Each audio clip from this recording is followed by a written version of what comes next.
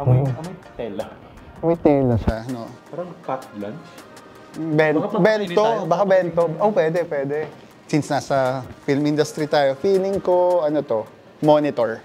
Kung film industry naman, reflector. Na portable. Oo. Oh, tapos naging maliit. Pwede, pero nagiging butterfly. Gumaganon. Oo, gumaganon. Patay. Yes, nape-pressure ako. Nagkakakabahan ako. Grabe naman, nakakalungkot naman dito. Wala akong kasama. Wala sinong Alvin. Paano kaya to? Welcome to What's in the Blanket! Pero Archie, kumusta pare? Kumusta Taiwan? First time ko dito. Talaga ba? Balik ko lang work from abroad, joke lang. Oh. Oh. Ano yan? Ano siya? Pwede namin touch? You can play with Open. Ay! Ilaw! Pero, nasa inflatable. Pero so, kailangan siyang, hipad. May kasama siyang motor, guys. This is from Inky. So, yung model niya is GC12, GC12. So, bicolor siya na light tube. Ito, nasa... O, inflatable, saka handy. Kasya sa pocket. So, this is GC12. So, meron siyang 12 watt na power. So, this is a Lion battery capacity with 15.8 watt-hour and 7.2 volt and 2,500 milliampere. So, 120 minutes full charge. Tapos, waterproof pa siya, Ang rating niya, IP rating niya is IP66. So, pwede siya i-submerge. 1, 2, 3, 4, 5, 6. Uy, ang bilis, 6 seconds. So, very user-friendly talaga siya. Dali, Carly, tingin mo saan natin magagamit to? Feeling ko maganda siya sa mga product shots. Yung mga ring shot natin or mga detail shots. Pwede, no? Ganda rin ng pagkakakulay niya, very soft siya. If you can see, sa ilaw, no? It also has a magnet. What? So, pwede mo siyang ikabit sa mga accessories. Sige, try natin mamaya sa demo. Okay. So, good thing you say that because I do have products for you guys. We will be testing it out. Ang dami pala. Wait. Kumabit. Tapos sobrang dikit. Oo, hindi ko mahatak agad Yes, Off ko muna. Our friends at Convi were nice enough to send us products for our test shoot with the light today. Yan. You shoot today and create like a short video, mukhang parang May ba to? May challenge ba sa amin? Oo. Ano? Yan yung challenge. So, titignan natin kung ano yung output natin using this Inky GC12. Excited na ako. Sobrang bago to Sige. Yan. So, intayin nyo na lang yung output namin and...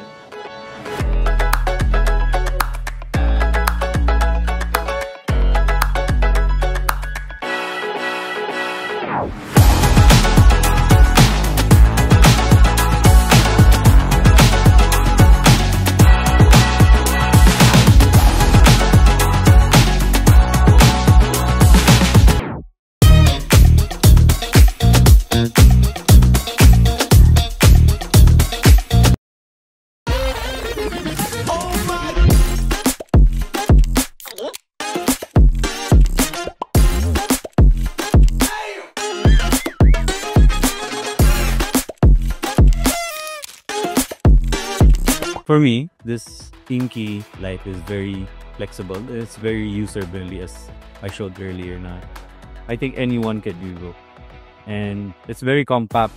When you deflate it, if you can put it in your pocket, that's so easy. And using the magnets sa likod, sobrang dami mong pwedeng gawin pag naisipan mo. Actually, tama ka. Selling point din yung magnet kasi normally pag nagsushoot kami, may mga metal kami ikaklamp lang And yun yung problem namin before. Gumagamit kami ng mga malalaking ilaw and ang hirap niyang ihang, especially if may tao sa baba. So with this, kahit wag naman sana like malaglag, sobrang safety niya.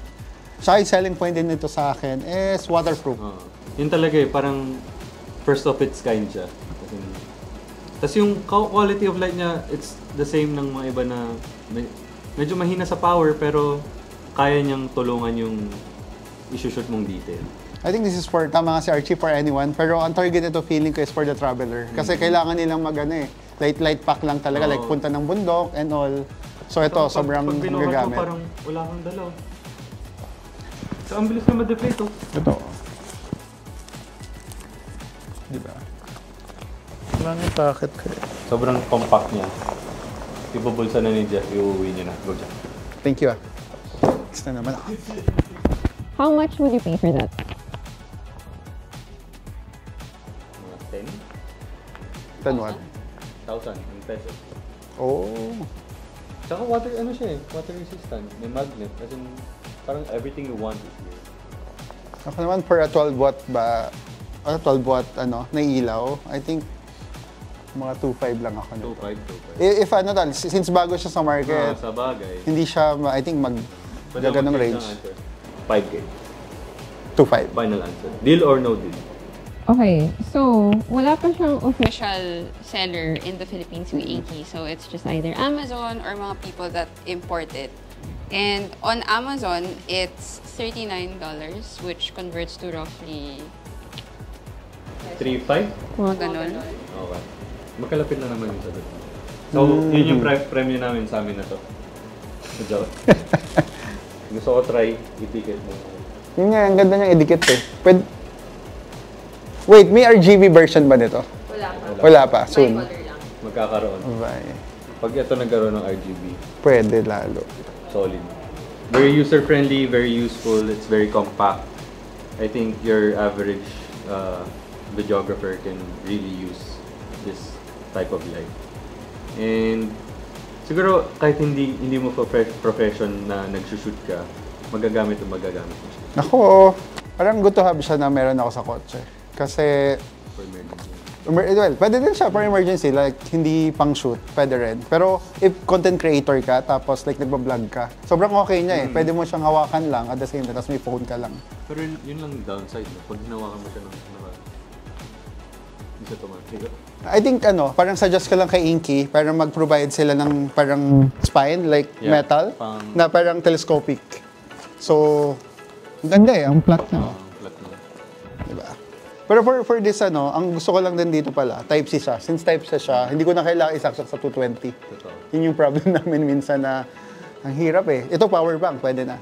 Ayun nga guys, sana meron kayong natutunan, Archie. And stay tuned to our next videos and don't forget to like and subscribe and hit the bell and So ayun nga guys, solo na naman ako. See you sa next video.